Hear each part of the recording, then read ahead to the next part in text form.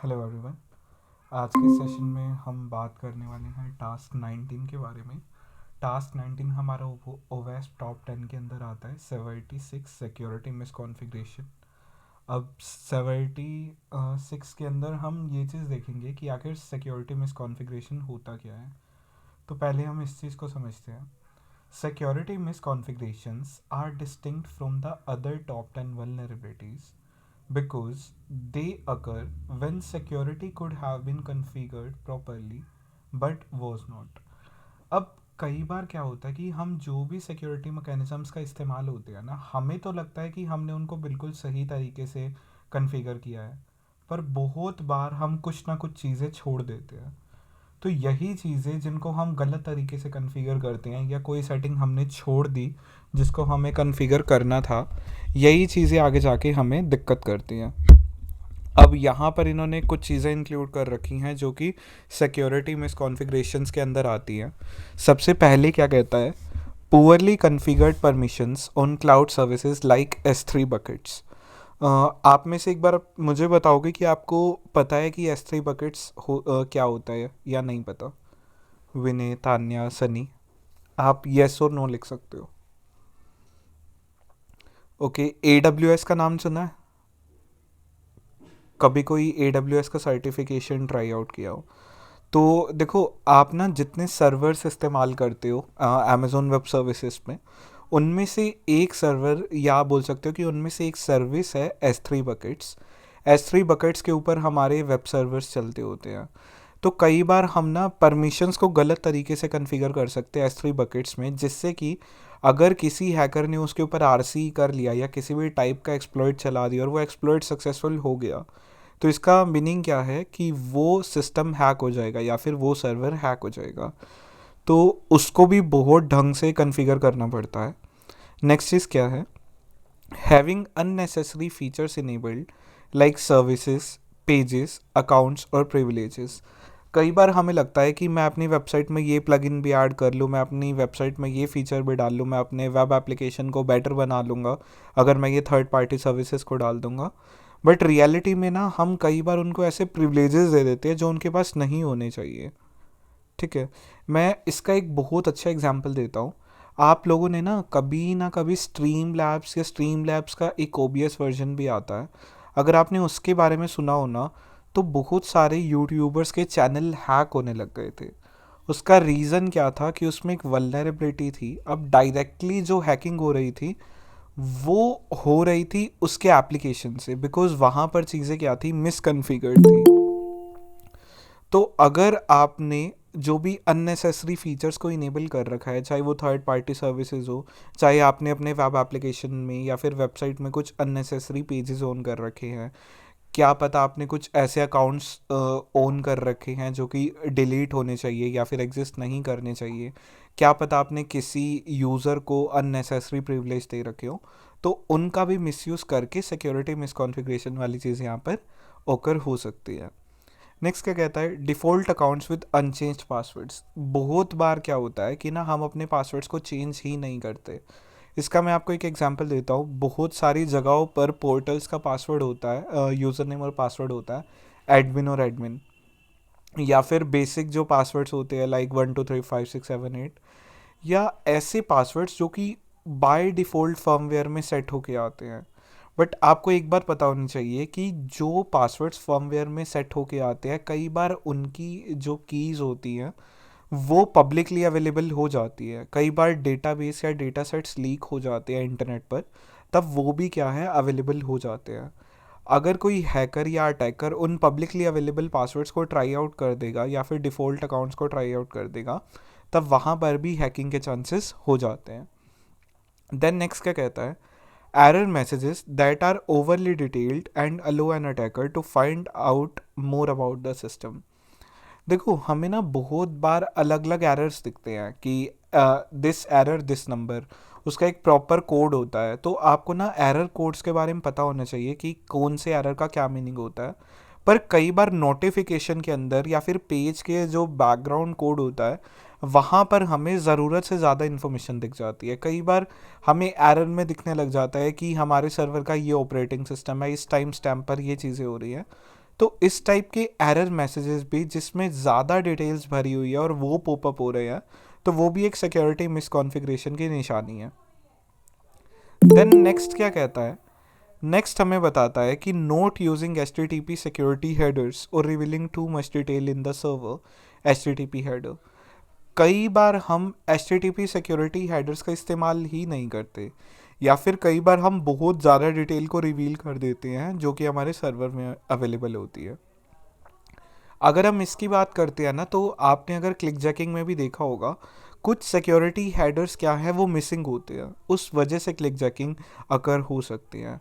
And इसके अलावा अगर मैं बात करूँ तो HTTP सिक्योरिटी हेडर्स को भी अगर हम सही से इस्तेमाल नहीं करते, सिर्फ उसका hyper text transfer protocol version ही इस्तेमाल करते और सिक्योर्ड वर्जन इस्तेमाल नहीं करते, तो वो भी एक तरीके की सिक्योरिटी मिसकॉन्फ़िगरेशन है आज के टाइम में।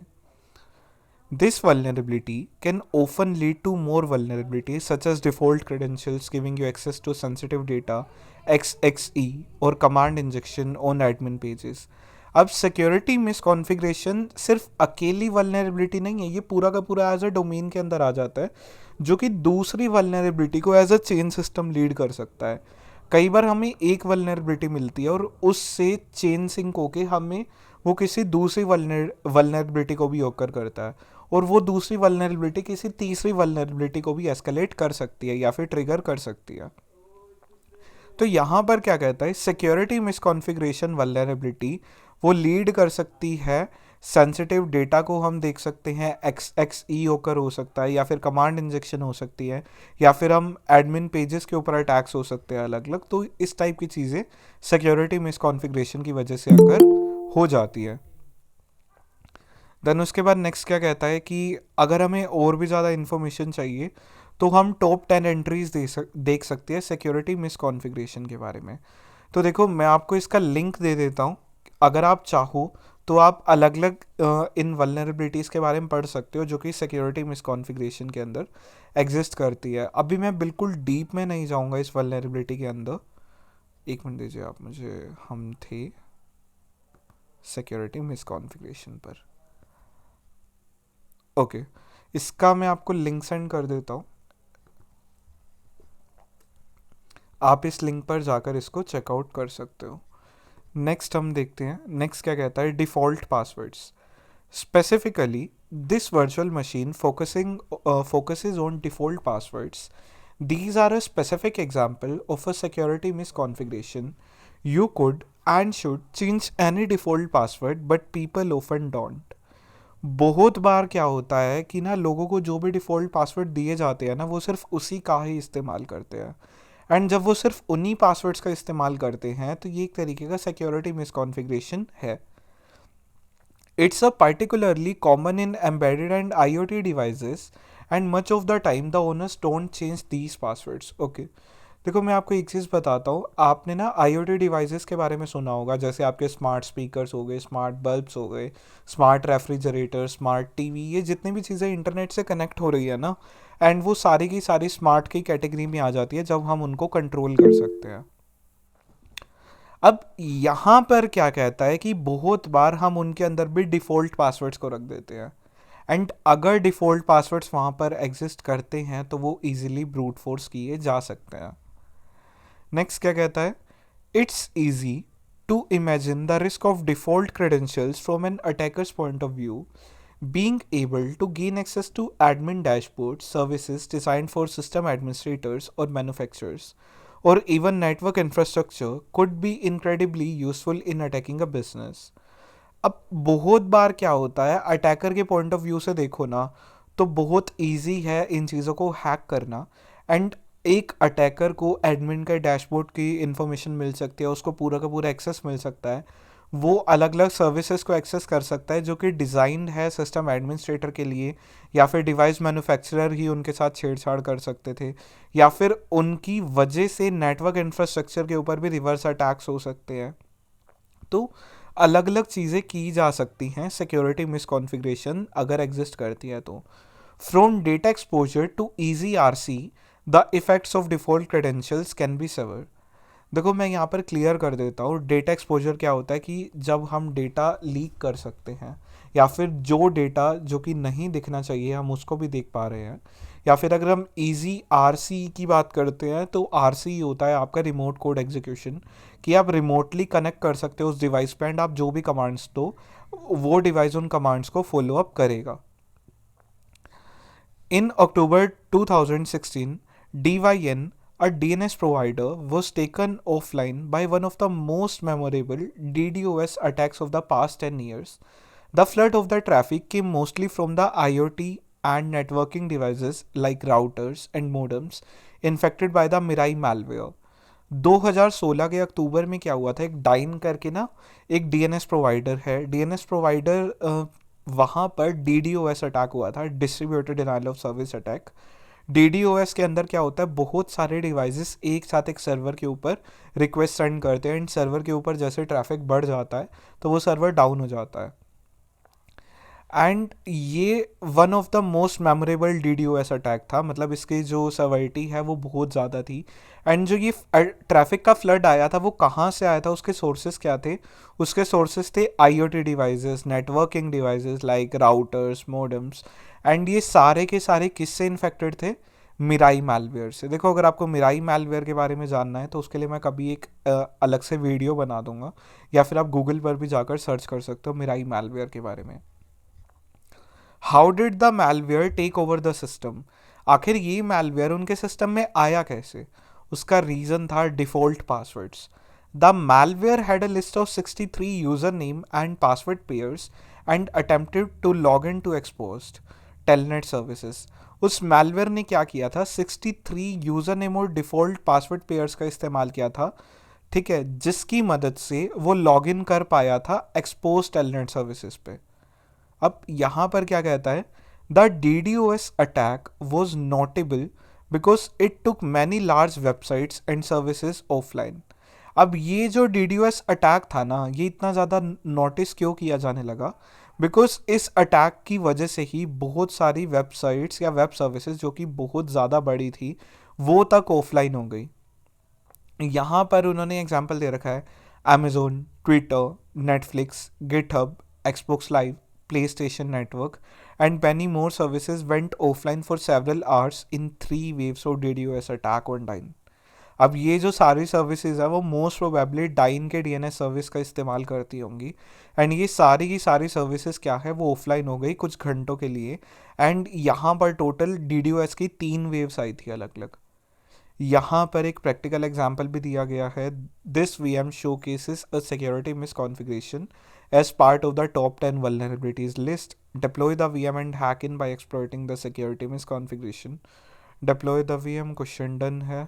Hack into the web application and find the flag. Okay, तो हम एक बार हिंट देख लेते हैं। Can you find the app's source code, maybe the documentation gives you the default credentials that you can try. Okay, तो यहाँ पर क्या हम चेकआउट कर पाते हैं? Let me check. उसके लिए मुझे पहले इसको एक्सेस करना होगा। एक्सेस पर मैं जाऊँगा। आपको इतना पोर्शन क्लियर है, समझ आ रहा है? येस और नो? गाइज, अगर आपको समझ आ रहा है तब आप येस लिख देना, अगर समझ नहीं आ रहा तब आप अपना डाउट लिख देना। मैं एक बार कनेक्ट कर रहा हूँ मशीन से, just give me a second. Open VPN। Okay,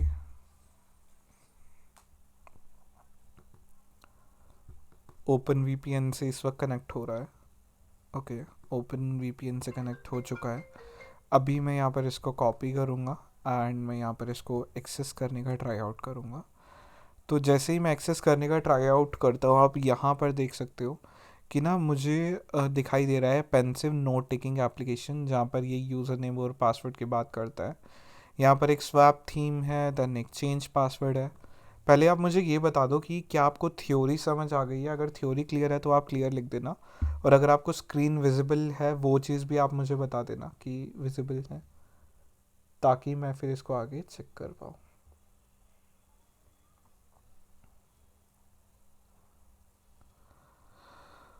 okay, तो जस्ट आप मुझे एक सेकंड दीजिए, मैं ना फुल स्क्रीन शेयर करता हूँ बिकॉज माइट भी मुझे दूसरे एप्लीकेशंस का भी इस्तेमाल करना पड़े इसमें। बर्पसोड भी हो सकता है, कोई थर्ड पार्टी एप्लीकेशन भी हो सकता है।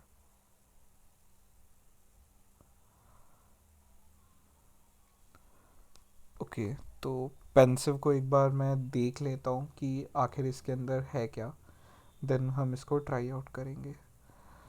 तो हमें यहाँ पर एक वीएम दिया गया है एंड यहाँ पर हमें डिफ़ॉल्ट पासवर्ड्स ट्राई आउट करने हैं। तो डिफ़ॉल्ट पासवर्ड्स ट्राई आउट करने के लिए मुझे यहाँ पर सोर्स कोड चेक करना होगा। मैं एक बार राइट क्लिक करता हूँ, देन मैं इंस्पेक्ट करता हूँ। इंस्पेक्ट की जगह ना मैं एक बार पेज सोर्स चेक करता हूँ। View page source, okay.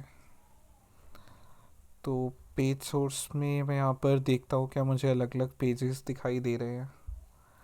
मुझे यहाँ पर एक चेंज पासवर्ड का पेज दिखाई दे रहा है। उसके अलावा सी एस एस की बेसिक डिटेल्स एंड जावास्क्रिप्ट का है। ओके, क्या मुझे कोई इंडेक्सिंग वाला पेज दिखाई दे रहा है? लॉगिन, लॉगिन नहीं। ओके, तो मुझे यहाँ पर कोई भी पेज दिखाई नहीं दे रहा। यहाँ पर अब मुझे वैसे तो इस्तेमाल करना पड़ेगा डायरेक्ट सर्च का या फिर कोई भी हैकिंग के टूल का, जिससे कि मैं डायरेक्टरीज़ को चेक कर पाऊँ। तो डायरेक्टरीज़ को चेक करने के लिए मैं यहाँ पर ट्राई आउट करता हूँ। Just give me a second. एक बार मुझे अपना वीएम ऑन करना पड़ेगा।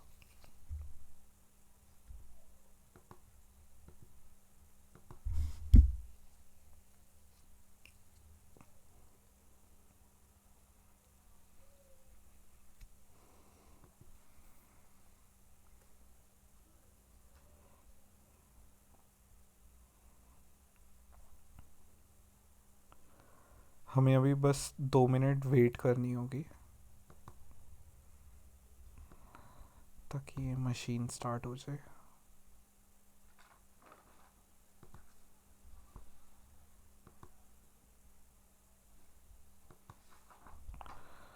Not this.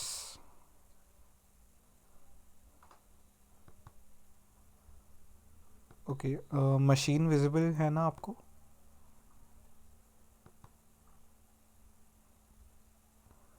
ठीक है, तो मुझे यहाँ पर डायरेक्टरीज़ को सर्च करना होगा।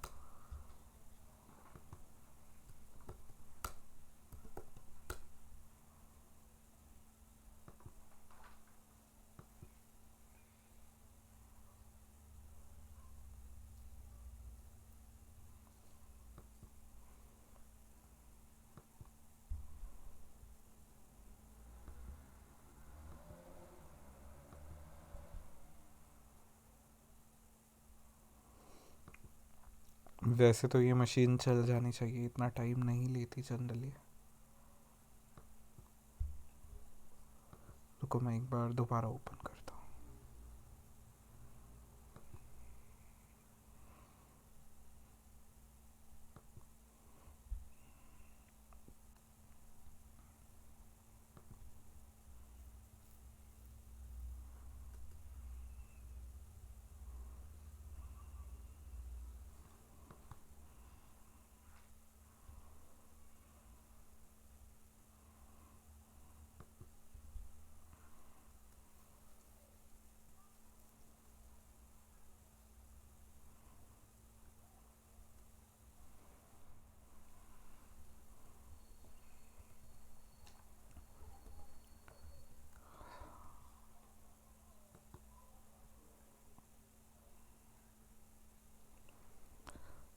एक्चुअली इसमें एरर नहीं आना चाहिए, बट अगर एरर आता है तो मुझे फिर स्विच करना पड़ेगा।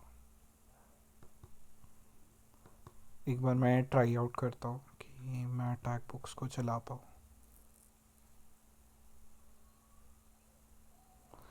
ओके, अटैक बुक्स चल रहा है तो फिर अटैक बुक्स में हम करेंगे, अदरवाइज़ हम फिर इसको यहीं पर ट्राई आउट करेंगे। हमें क्या करना पड़ेगा मैं बता देता हूँ। जैसे यहाँ पर जो हमें एप्लीकेशन दिया गया है, अब इसको व्यू सोर्स के अंदर तो मुझे बहुत सारे पेजेस नहीं मिले, पर कोई ना कोई पेज हमें ऐसा मिलना चाहिए जहाँ पर ना जो क्रेडेंशियल्स है वो लिस्टेड हो। ठीक है, मतलब जहाँ पर कोई भी आईडी पासवर्ड्स है वो चीज़ें लिस्टेड हो, तो हम अभी वही चीज़ें ट्राई आउट करने वाले हैं।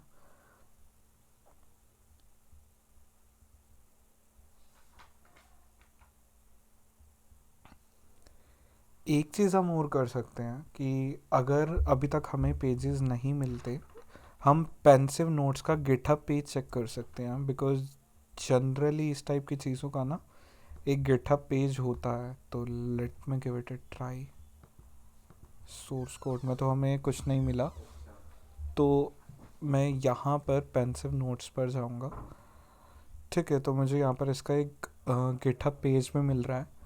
मैं गिटहब पर क्लिक करूँगा, तो गिटहब पर अगर मैं गया तो क्या मुझे यहाँ पर इसका आईडी पासवर्ड मिलता है? Let me check it. तो readme pensive notes is a note taking app for those who wants to think. Okay, तो यहाँ पर अगर हम चेक करते हैं, after downloading and compiling pensive notes log in using the default credentials pensive and pensive notes. Okay, तो user name हम यहाँ पर डालेंगे पेंसिव, एंड जो पासवर्ड होगा वो होगा pensive notes. Pensive notes enter press करेंगे, लॉगिन करेंगे। ओके, तो यहाँ पर आप देख सकते हो कि ये बहुत कॉमन सिक्योरिटी फ़्लो है जो कि आईओटी डिवाइसेस में मिलता है।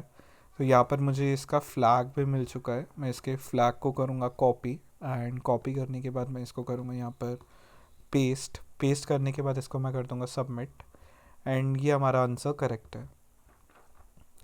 ठीक है, देखो मैं आपको एक चीज़ बताता हूँ कि रियल लाइफ में जो चीज़ें हैं वो इससे कॉम्प्लेक्स होती हैं, बट चीज़ें चलती इस तरीके से ही है। आपको गिटहब पर आप बहुत बार जाओगे ना, आपको मिल जाएगा, डेटा मिल जाता है जनरली। आपको अगर मान के चलो कि मुझे एक राउटर हैक करना है, तो मैं आपको एक रियल लाइफ एग्जांपल देता हूँ।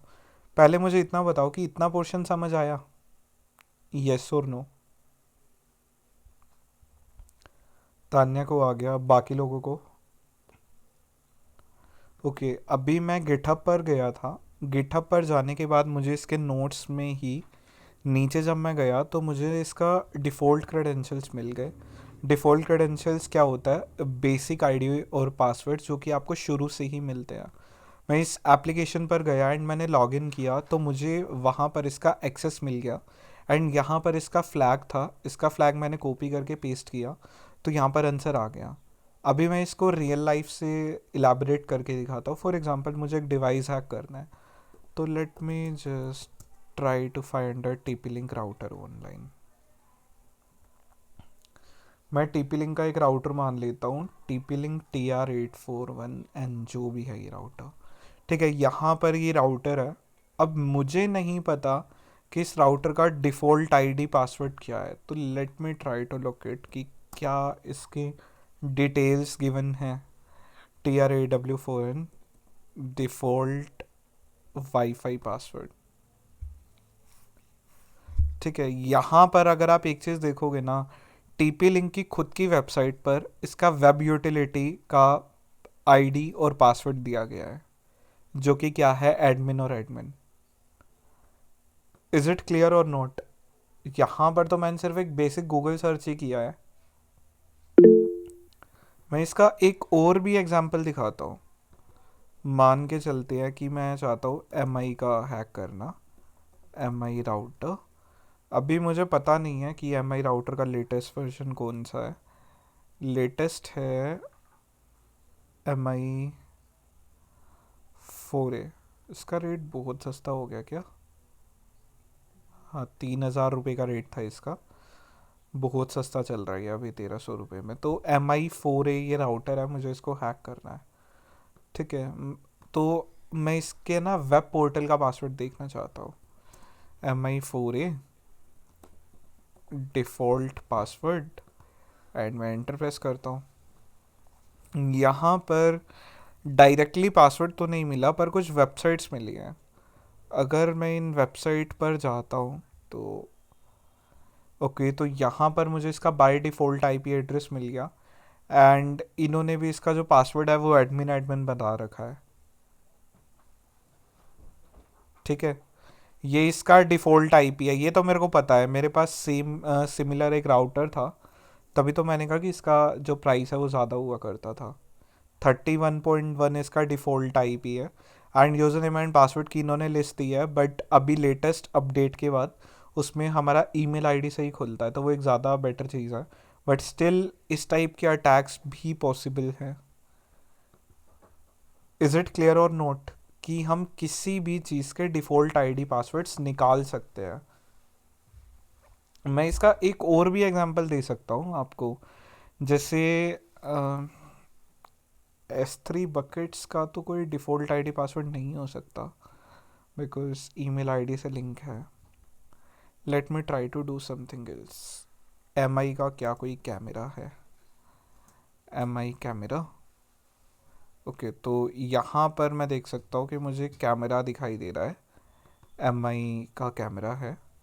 And MI Xiaomi wireless camera 2i करके, एंड मैं यहाँ पर इसको करता हूँ copy. And let me try कि क्या मैं इसके डिफ़ॉल्ट क्रेडेंशियल्स निकाल सकता हूँ। Default password, how to set password protection. देखो, मैं मेन चीज़ बता रहा हूँ क्या है कि ना, बाय डिफ़ॉल्ट आपको इनकी डिटेल्स मिल जाती है।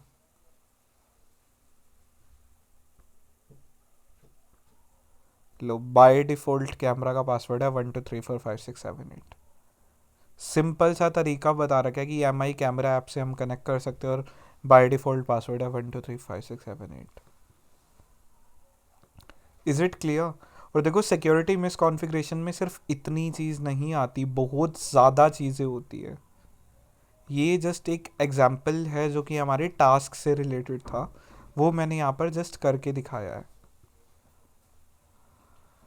इसके बाद है टास्क 20, जो कि है हमारा क्रॉस साइट स्क्रिप्टिंग। अगर आप आज कहोगे मैं आज करवा दूंगा, अगर आप कल कहोगे मैं कल करवा दूंगा, बिकॉज डेली अगर आप मेक करें वो ज़्यादा बेटर है। आज करना है तो आप लिख दो टुडे, कल करना है। उसके बाद ब्रूट फोर्स कर सकते हैं ना, password same end user name. हाँ जी, आप कर सकते हो तान्या। अलग अलग यूज़र नेम्स और पासवर्ड के कॉम्बिनेशंस बनाकर ये चीज़ की जाती है। सनी कह रहा है टुडे, बाकी लोग भी मुझे बता सकते हैं। गाइस देखो, मैं आपके हिसाब से ही करवाऊंगा। टुडे लिखोगे तो आज ही कर लेंगे, कल कहोगे तो आप टुमारो लिख दो। साजिद, सनी, मनीष, दिलजीत, विनय। ठीक है, तो आप आज कह रहे हो तो हम इसको आज ही कर लेते हैं। तो आगे क्या कहता है उसको हम देखते हैं। Task 20 77 cross site scripting. उसके लिए आई थिंक मुझे पहले वाली मशीन को टर्मिनेट करना होगा। ओके, तो मशीन मैंने स्टार्ट कर दी है। XSS explained. Cross-site scripting, also known as XSS, is a security vulnerability typically found in web application. It's a type of injection which can allow an attacker to execute malicious scripts and have it execute on a victim's machine. Cross site scripting को generally हम XSS भी बोलते हैं, और ये वाली vulnerability हमें ज़्यादातर वेब एप्लीकेशंस में मिलती है। अब ये एक टाइप का इंजेक्शन फ्लो है जिसमें एक अटैकर एग्जीक्यूट कर सकता है मैलिशियस स्क्रिप्ट को, पर वो अपने ही सिस्टम से वो दूसरी मशीन्स पर इन चीज़ों को एग्जीक्यूट कर सकता है। अब जनरली ये 3 टाइप की होती है: स्टोर्ड, रिफ्लेक्टेड और डोम based. A web application is vulnerable to XSS if it uses unsanitized user input. अब XSS जनरली हमें कहाँ पर मिलता है? जहाँ पर यूज़र इनपुट को सैनिटाइज नहीं किया जाता। XSS is possible in JavaScript, VBScript, Flash and CSS. XSS generally 4 जगह पर पॉसिबल है: जावास्क्रिप्ट में, VBScript में, फ्लैश में और CSS में। अब जनरली इसके 3 टाइप्स है: stored, reflected and DOM based. Stored में क्या होता है? ये सबसे डेंजरस टाइप है XSS का। This is where a malicious string originates from the website's database. अब यहाँ पर क्या होता है कि एक malicious स्ट्रिंग स्टार्ट हो जाती है वेबसाइट के डेटाबेस में, वहाँ से इसका जन्म होता है. This often happens when a website allows user input that is not sanitized. Not sanitize का मीनिंग है कि जो चीज़ें ओमिट होनी चाहिए थी वो उन्होंने सही से ओमिट नहीं करी एंड वो सारी चीज़ों को एग्जीक्यूट कर रहा है when inserted into the database. जब भी एक्सेस का पेलोड डलेगा, यहाँ पर चीज़ें सैनिटाइज नहीं होती तो वो डायरेक्टली डेटाबेस के ऊपर एक्शन ले सकता है. नेक्स्ट क्या कहता है, रिफ्लेक्टेड एक्सेसेस. रिफ्लेक्टेड में क्या होता है, the malicious payload is part of the victim's request to the website. जो भी मैलिशियस कोड है ना, जो भी मैलिशियस पेलोड है, वो किस चीज़ का पार्ट है, विक्टिम की रिक्वेस्ट का, जो भी वो वेबसाइट पे कर रहा है. The website includes this payload in response back to the user. Website क्या करेगी, वो इस पेलोड को एज अ रिस्पॉन्स लेगी और वो भेज देगी यूज़र की तरफ. टू समराइज, समरी यहाँ पर दे रखी है. An attacker needs to trick a victim into clicking a URL to execute their malicious payload. एक अटैकर को सिर्फ क्या करवाना है, उसको सिर्फ उस विक्टिम को ना उस मैलिशियस यूआरएल पे डालना है. जैसे ही हमारे विक्टिम ने यूआरएल पर क्लिक कर दिया, वो मैलिशियस पेलोड अपने आप एग्जीक्यूट हो जाएगा. उसको वेबसाइट के साथ भी ज़्यादा इंटरेक्शन करने की ज़रूरत नहीं है. जस्ट एक क्लिक में बाकी चीज़ें ऑटोमेटिकली हो जाएंगी. ये चीज़ होती है रिफ्लेक्टेड में. देन थर्ड क्या कहता है, डोम बेस्ड. डोम बेस्ड क्या, सबसे पहले तो डोम समझना होगा. डोम क्या होता है, डोम हम बोलते हैं डॉक्यूमेंट ऑब्जेक्ट मॉडल को. ये एक तरीके का प्रोग्रामिंग इंटरफेस है जो कि HTML और XML डॉक्यूमेंट्स में एग्जिस्ट करता है. अब ये रिप्रेजेंट क्या करता है, it represents the page so that the programs can change the document structure, style and content. DOM based जो चीज़ें होती है ना, वहाँ पर ये जनरली उस पेज को रेफर करता है जिसकी मदद से जो प्रोग्राम्स है वो डॉक्यूमेंट के स्ट्रक्चर को चेंज कर सकते हैं, स्टाइल्स को चेंज कर सकते हैं या फिर कंटेंट को चेंज किया जा सकता है. यहाँ पर वेब पेज के बारे में क्या बताता है, a web page is a document and this document can either displayed in the browser window और एज द HTML सोर्स. अब जो वेब पेज है ना, वो एक डॉक्यूमेंट है एंड वो डॉक्यूमेंट चाहे तो हमें ब्राउज़र की विंडो में दिख सकता है या फिर वो हमारे HTML के सोर्स कोड में भी एग्जिस्ट कर सकता है. देखो, एक्सेसेस जो यहाँ पर बता रखा है वो बहुत छोटे में बता रखा है. इसके एक्सप्लेनेशन रियलिटी में ज़्यादा है, इसकी एक्सरसाइजेस भी ज़्यादा है, तो इसके लिए उन्होंने अलग से रूम बना रखा है, एक्सेसेस का रूम. अभी हम सिर्फ ओवेस टॉप 10 के हिसाब से समझेंगे, बिल्कुल गहराई में नहीं जाएंगे. यहाँ पर कुछ एक्सेसेस के पेलोड्स दे रखे हैं. Remember, cross-site scripting vulnerability is a vulnerability that can be exploited to execute malicious JavaScript on a victim's machine. इस वल्नरेबिलिटी का मेन काम क्या है कि यहाँ पर ना मैलिशियस स्क्रिप्ट को एग्जीक्यूट करवा सकते हैं हमारे विक्टिम की मशीन पे. यहाँ पर कुछ पेलोड्स दिए गए हैं. पेलोड्स यहाँ पर एक पॉपअप का दे रखा है, देन राइटिंग HTML का दे रखा है, की लॉगर का दे रखा है, देन पोर्ट स्कैनिंग का दे रखा है. अगर आप यहाँ पर इस URL पर जाओगे तब हम इस चीज़ को देख पाएंगे. यहाँ पर कहता क्या है, हम पॉपअप जनरेट कर सकते हैं. हम पॉपअप कैसे जनरेट करते हैं, script alert hello world script. इससे क्या होता है कि ये पेलोड जहाँ पर भी लगेगा ब्राउज़र के ऊपर एक अलग से पॉपअप आ जाएगा एंड उसमें लिखा होगा hello world. Then writing HTML में क्या होता है, देखो राइटिंग HTML वाला जो पोर्शन होता है ना, डॉक्यूमेंट डॉट राइट, अगर इस टाइप का फंक्शन एग्जीक्यूट हो जाए ना तो पूरे के पूरे पेज को हम डीफेस कर सकते हैं. इसका मैं आपको ना एक एग्जांपल देता हूँ. कभी आप लोगों ने कभी आप लोगों ने ये चीज़ देखी है कि इंडियन हैकर्स ने एक एक्स कंट्री के वेबसाइट को हैक कर लिया और उसके ऊपर लिखा आ गया this website is hacked by this. कभी ये चीज़ नोटिस करी है, ये- कभी नहीं देखी ये चीज़. अरे यार रुको, ये तो मेरे को दिखाना पड़ेगा. डीफेस एग्जाम्पल.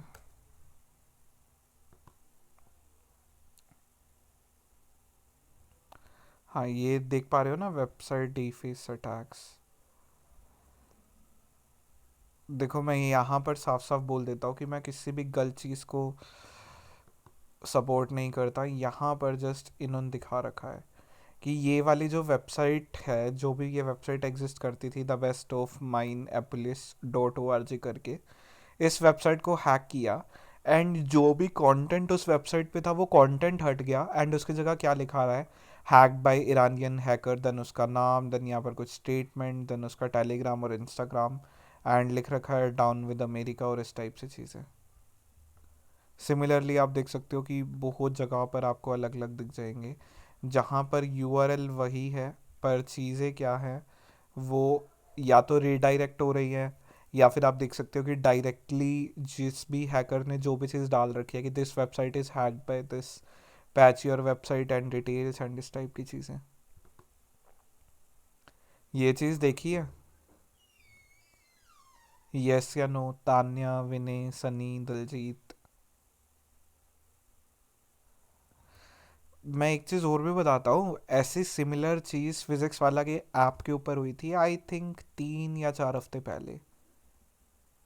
उस हैकर ने क्या किया था, वो डाउन कर दिया था, ठीक है, एंड पूरी फिजिक्स वाला का सिस्टम हैक करने के बाद आई थिंक कुछ टाइम तक डाउन रहा था, एंड उसके बाद उसने ये चीज़ डाला था, उसके एप्लीकेशन पर पॉपअप हो रहा था कि अगर आपको इसको ठीक करना है तो आप मुझे इस टेलीग्राम पर कांटेक्ट कीजिए। ठीक है, तो ये चीज़ें बहुत बार होती है, बहुत सारे जो हैकर्स हैं वो डीफेस करते हैं, और यहाँ पर ये जस्ट एक डीफेस का एग्जांपल है। ठीक है, तो आप HTML डॉक्यूमेंट्स को भी राइट कर सकते हो। डीफेसिंग वाली चीज़ यहाँ पर तब आती है अगर आपको किसी वेबसाइट को डीफेस करना हो, पूरे पेज को, तब आपको HTML डॉक्यूमेंट वाली चीज़ आनी चाहिए।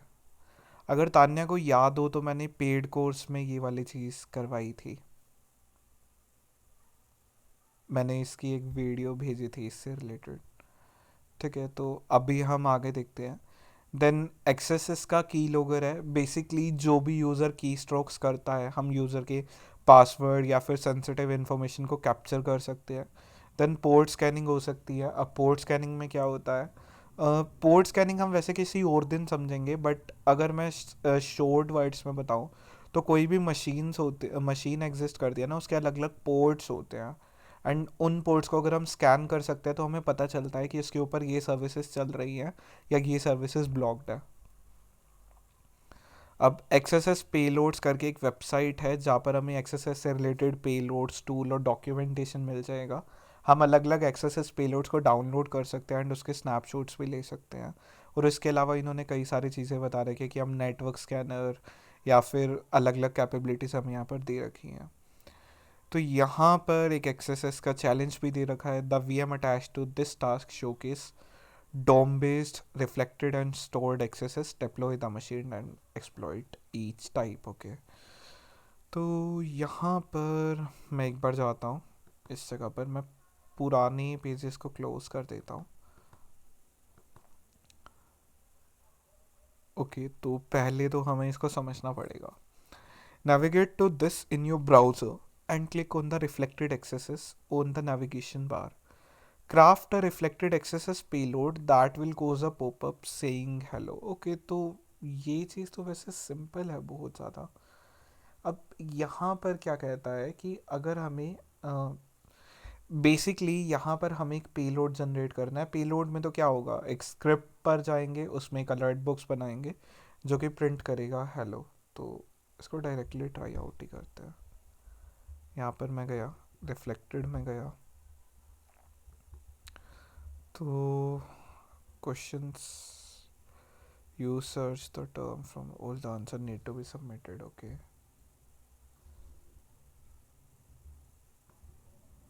ओके, तो यहाँ पर मैं एक बार देखता हूँ, all answer need to be submitted in the XSS room, craft a reflected pop-up sync। Okay, तो मैं यहाँ पर एक बार सर्च करता हूँ pop-up, देन ठीक है, यहाँ पर कुछ आ तो नहीं रहा। तो ऐसे करते हैं, मैं एक बार इसमें ना ट्राई आउट करता हूँ डायरेक्टली स्क्रिप्ट लिखने का। सबसे पहले तो मैं यहाँ पर टैग लिखूँगा स्क्रिप्ट, स्क्रिप्ट के बाद मैं यहाँ पर अलर्ट बॉक्स क्रिएट करूँगा, अलर्ट, अलर्ट के बाद मैं यहाँ पर ब्रैकेट स्टार्ट करूँगा, देन मैं कोटेशंस लगाऊंगा एंड मैं यहाँ पर लिखूँगा हेलो।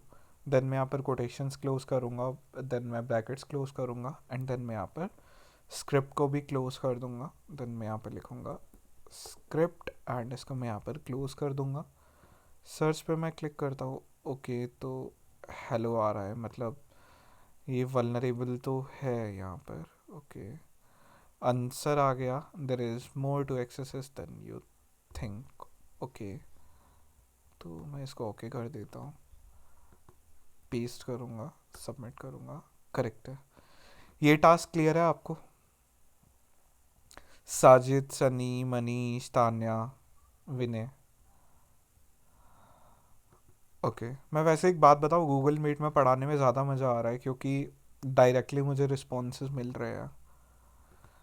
ठीक है, देन नेक्स्ट क्या कहता है, on the same reflective page craft reflected accesses that will cause a pop-up with your machine IP address.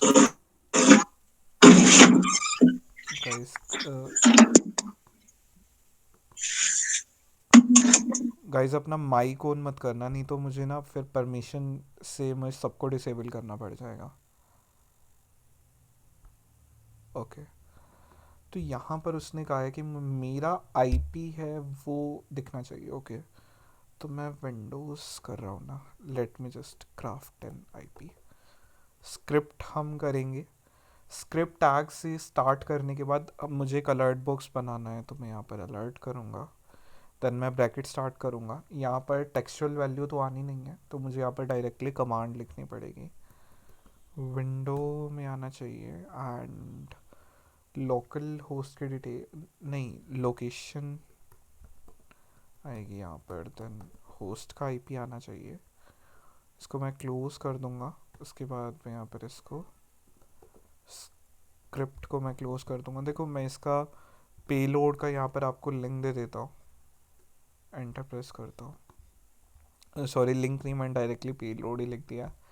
Late में चेक कि इसमें कोई दिक्कत तो नहीं है। तो मैंने यहाँ पर क्या किया, सबसे पहले स्क्रिप्ट लिखा, अलर्ट किया, विंडो किया, डॉट लोकेशन किया, डॉट होस्ट किया, स्क्रिप्ट किया। ओके, तो यहाँ पर अगर मैं इसको ट्राई आउट करता हूँ, ओके आईपी आ चुका है यहाँ पर 10.10.1.0.2.4। ओके, आ गया reflective axes for the win. Okay, तो रिफ्लेक्टिव एक्सेसेस आप देख सकते हो कि किस तरीके से आता है। मैं एक बार इसको यहाँ पर पेस्ट कर देता हूँ, करेक्ट है, हिंट की हमें ज़रूरत पड़ी ही नहीं। ठीक है, navigate to this machine in your browser and click on the stored accesses tab on the navigation bar, make an account। Okay, तो स्टोर्ड पे मैं गया। स्टोर्ड से पहले मुझे ये बता दो, रिफ्लेक्टेड वाला क्लियर है? अगर आपको क्लियर है देन जस्ट टाइप यस, अगर आपको क्लियर नहीं है तब आप यहाँ पर नो लिख दो। ये पेलोड लाइनक्स और विंडोज़ के लिए, देखो window dot location dot host में जनरली आ जाता है। ठीक है, आपको ज़्यादा फ़र्क नहीं पड़ेगा लाइनक्स के लिए, नहीं तो आप जा सकते हो एक्सेस पेलोड्स वाला जो ये है ना, आप इस वेबसाइट पर जा सकते हो। रुको मैं दिखाता हूँ, रुको लेट मी जस्ट गो।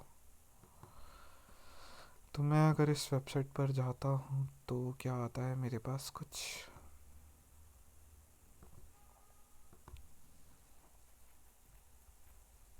रुको मैं यहाँ पर HTTPS लगा कर देखो।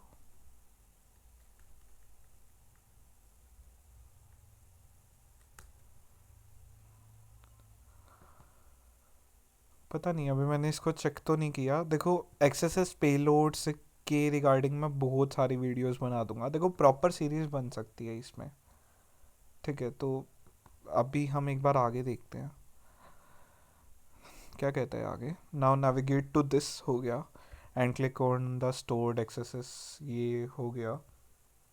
तो यहाँ पर पहले तो हमें एक अकाउंट क्रिएट करना पड़ेगा। ठीक है, तो अकाउंट क्रिएट करता हूँ and then add a comment and see if you can insert. Okay, तो स्टोर्ड पर, हाँ स्टोर्ड था ना, तो यूज़र नेम मैं रखता हूँ एडमिन, पासवर्ड मैं रखता हूँ एडमिन एंड मैं रजिस्टर करता हूँ। Okay, user name already taken, admin1, password admin1।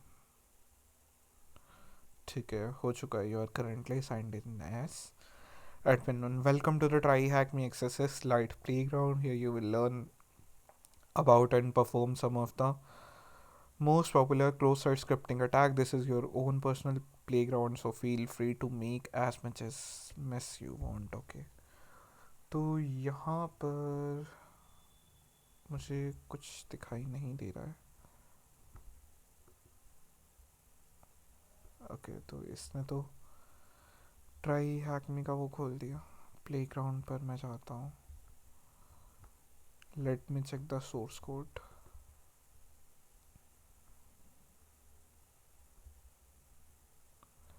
Okay, तो क्या मुझे यहाँ पर कुछ मिलता है?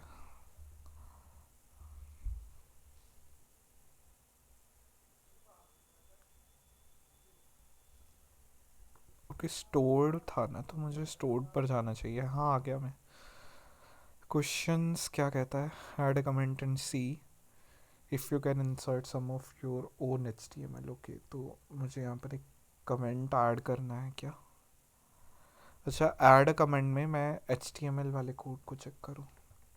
ओके, H1 है, H1, देन मैं कमेंट करता हूँ। ओके, यहाँ पर अगर आप देखोगे ना, HTML इंजेक्शन एग्जिस्ट करता है। Is it clear? HTML injection वाली चीज़ समझ आई? ऑल राइट, तो अगर आपको HTML इंजेक्शन समझ आ रहा है, okay, let me check. Then create an alert pop-up box appear on the page with your document cookies. Okay, तो let me check. एक मिनट। अच्छा, क्वेश्चन 1 का आंसर तो आ गया है, HTML tags.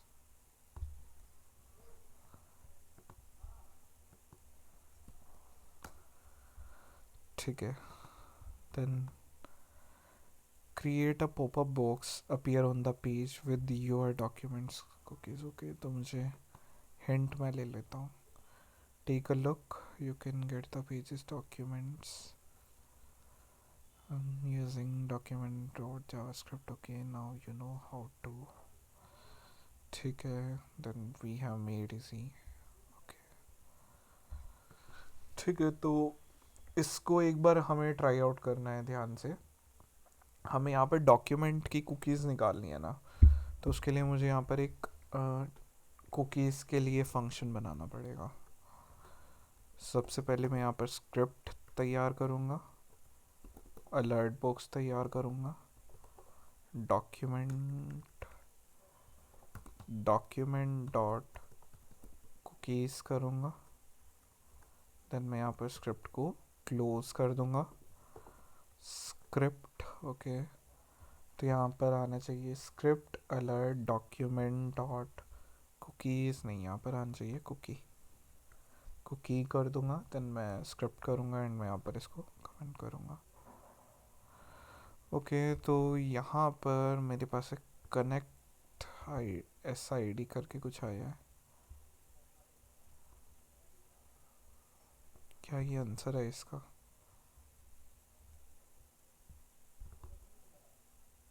Okay, well done level 2 करके आ गया है। तो let me just paste it and submit करेंगे। करेक्ट है। Change XSS playground to I am a hacker by adding a comment and using a JavaScript. Okay, अगले task को हमें देखना पड़ेगा। अगला टास्क कहता क्या है यहाँ पर कि एक मिनट, टास्क 3। ओके, तो ये डॉम बेस्ड है अटैक। हिंट देखते हैं इसका। Script document dot query selector hash THM title. Okay, तो कंटेंट। एक minute, text content I am a hacker. Okay, तो यहाँ पर मुझे इसको कॉपी करता हूँ एक बार। स्क्रिप्ट हमें दे रखी है एंड मुझे करना है सोर्स कोड इसका। नहीं, मुझे इसका इंस्पेक्ट करना होगा। ऑलराइट, तो क्या यहाँ पर कहीं पर जावास्क्रिप्ट यूज़ हो रही है। इमेज इमेज इमेज इमेज, नहीं, ये रही जावास्क्रिप्ट स्क्रिप्ट सोर्स।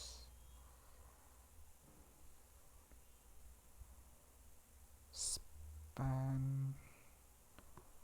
ओके, अगर मैं स्क्रिप्ट देखता हूँ, आपको फुल स्क्रीन दिख रही है ना? फुल स्क्रीन तो विजिबल है ना आपको? एक बार ओके, ठीक है ठीक है ठीक है। कई बार क्या होता है कि सिर्फ इतना पोर्शन दिखता है और ये वाला नहीं दिखता। ओके,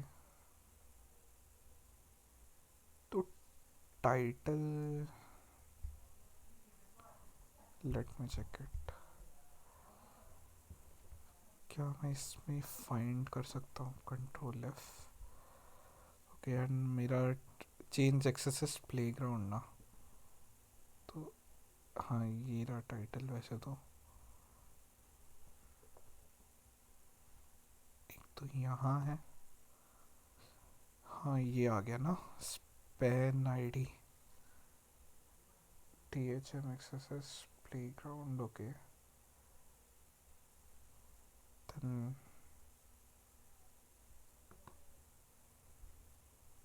ये रहा change XSS playground to I am a hacker by adding. अच्छा नहीं, ये तो वो हो गया ना।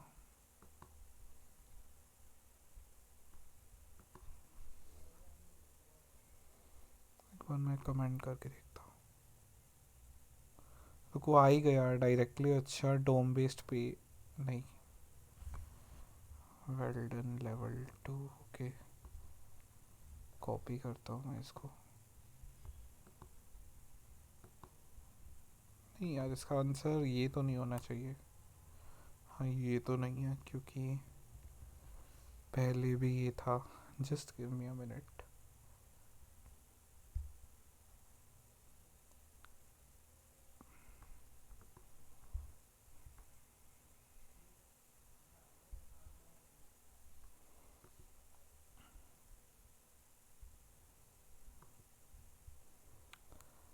Just give me a minute. यहाँ पर एक्सेस प्लेग्राउंड को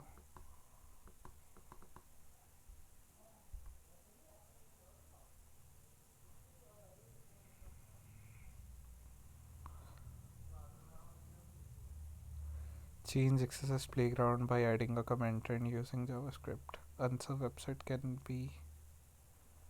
रुको, शायद ये मैंने कर दिया, जो अभी मैंने डाला था उससे हो गया है। ये आंसर आ गया है। Websites can be easily defaced with XSS, यही इसका आंसर होना चाहिए।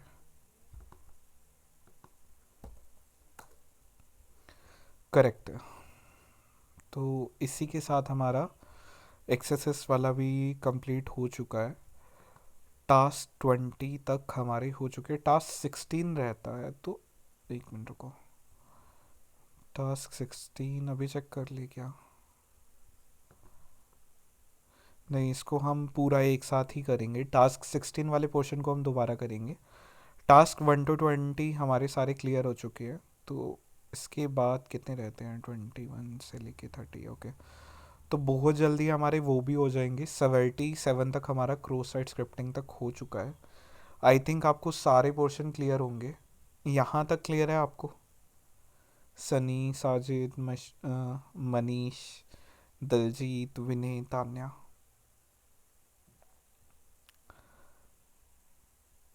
ऑल राइट, तो अगर आपको इतनी चीज़ें क्लियर हैं तो गाइस आज के लिए इतना ही। बाकी पोर्शन हम कल करेंगे। देखो, चीज़ें सिंपल हैं, अगर डेली ट्राई आउट करोगे तो सारी चीज़ें पॉसिबल है। मैं एक मेन चीज़ बताता हूँ यार। एक चीज़ सोचो कि मैं ये नहीं कह रहा कि आप लोगों के पास काम नहीं है या और भी चीज़ें। यार मैं भी तो 100 डेज का चैलेंज लेके बैठा ही हूँ। ठीक है, मुझे तो वीडियो बनानी है, हैक भी करना है, और अभी तो बग हंटिंग भी मेरी चल रही है आजकल। ठीक है, देखो काम सबके पास होता है, बट मेन चीज़ ये है कि कौन इंसान कितना हिट मारता है। कोशिश करा करो कि डेली चीज़ें ट्राई आउट करा करो। ठीक है, चाहे मेरी वीडियोस देखो ना देखो, बट डेली ट्राई आउट करो कुछ ना कुछ हैकिंग के अंदर। So thank you so much guys. अगर आपको कोई भी दिक्कत हो आप मुझसे कमेंट सेक्शन में पूछ सकते हो, ठीक है, जो इंसान मेरी रिकॉर्डिंग देख रहा है। अदरवाइज इंस्टाग्राम, लिंक्डइन, ट्विटर पर अवेलेबल है @better call Manav. Thank you so much everyone, bye guys, take care.